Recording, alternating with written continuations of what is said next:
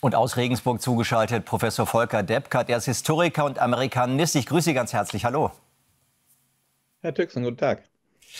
Sicherlich ungewöhnlich, schon jetzt schließt Donald Trump da eine dritte Amtszeit für sich nicht aus. Hat es denn den Versuch in der Geschichte der USA zumindest seit 1947 jemals gegeben? Seitdem ist die Amtszeit per Verfassung ja auf maximal 2 Amtsperioden begrenzt. Ja, und das 22. Amendment, der 22. Verfassungszusatz, ist da auch unmissverständlich. Es steht drin, dass niemand mehr als zweimal Präsident sein kann.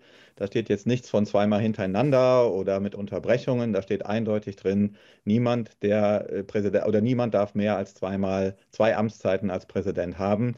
Sollte er mit dieser Ankündigung ernst machen, wäre das wirklich ein offener Bruch der Verfassung.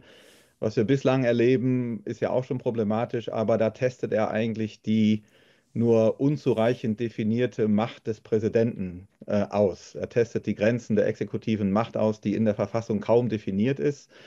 Das ist alles schon in Richtung auf eine Verfassungskrise gehend, aber wir bewegen uns noch bei allem, was er tut, in einer rechtlichen Grauzone, weshalb ja auch viel momentan noch vor Gerichten geklärt wird. Aber die dritte Amtszeit ist so unmissverständlich von der Verfassung ausgeschlossen. Und das ist nun mal das oberste Gesetz des Landes. Die Verfassung erklärt sich selbst zum obersten Gesetz des Landes. Und nur weil er sich diesem Gesetz unterordnet, hat der amerikanische Präsident überhaupt die Macht, die er hat.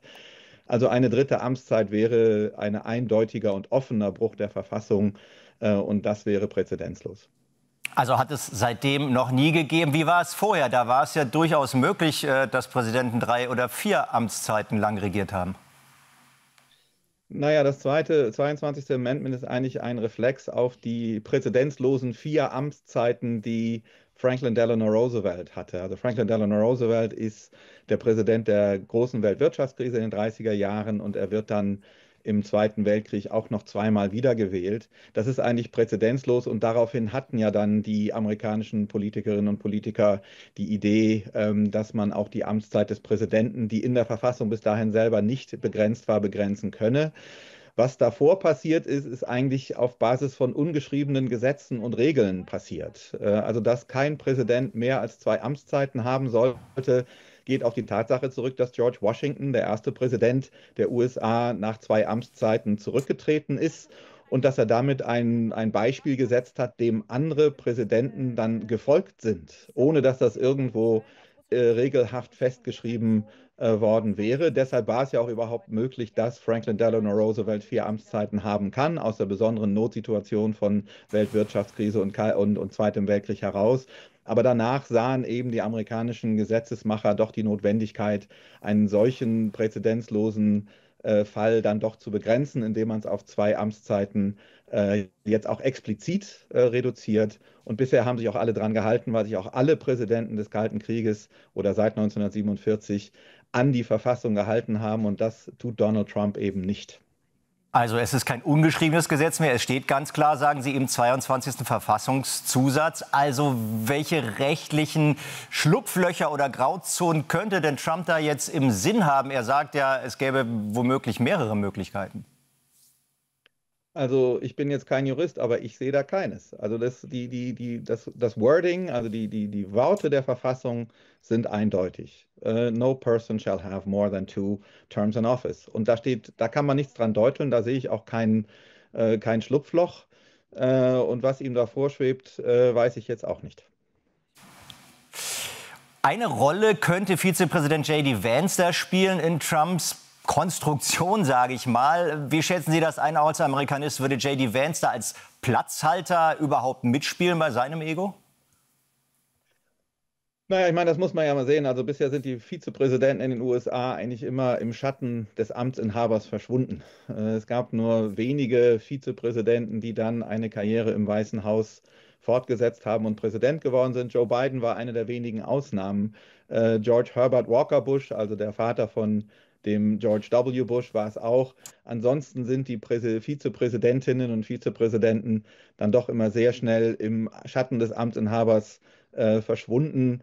Und insofern steht auch die Karriere von J.D. Vance in den Sternen. Allerdings so ein Konstrukt, dass also J.D. Vance jetzt kandidieren könnte und dann irgendwie Donald Trump durch die Hintertür noch wieder Präsident werden könnte. Also nach meinem Dafürhalten steht die Verfassung da unmissverständlich dagegen. Es wäre ein offener Verfassungsbruch. Und wir kennen solches Vorgehen aus anderen Ländern, aus Autokratien und ja, Diktaturen, muss man sagen, wie etwa in Russland. Was bedeutet es denn dann jetzt für das Ansehen der USA auch als Demokratie, wenn Trump sich da quasi über dieses System stellt? Oder ganz kurz gefragt, gehören die USA dann wirklich noch zum westlichen System? Na, das ist ja sowieso eine längere Frage. Es ist eben nur so, dass die Verfassung eigentlich von überragender Bedeutung für das amerikanische politische und sonstige Leben ist. Die Amerikaner zitieren aus der Verfassung in alltäglichen Zusammenhängen, wie wir uns das hier in Deutschland gar nicht vorstellen können. Das ist also wirklich ein alltagspraktischer, ein alltagsrelevanter Text. Diese Verfassung ist seit 1787 unverändert gültig. Und was mir schon seit der ersten Amtszeit von Donald Trump Sorgen macht, ist, dass er niemals wirklich ausdrücklich und mit aller überzeugenden Kraft die Verfassung als das oberste Gesetz des Landes anerkannt hat. Und deshalb geraten da momentan Dinge ins Schlingern und werden deshalb momentan vor allen Dingen auch vor den Gerichten entschieden. Der größte Kontrast zu Donald Trump ist vielleicht George Washington, der in seiner zweiten Inaugurationsrede, das ist die kürzeste Rede in der Geschichte der amerikanischen Demokratie, einfach nur allen Leuten gesagt hat, möge die Verfassung weiter geltend und ansonsten wünschen wir uns alle einen schönen Tag.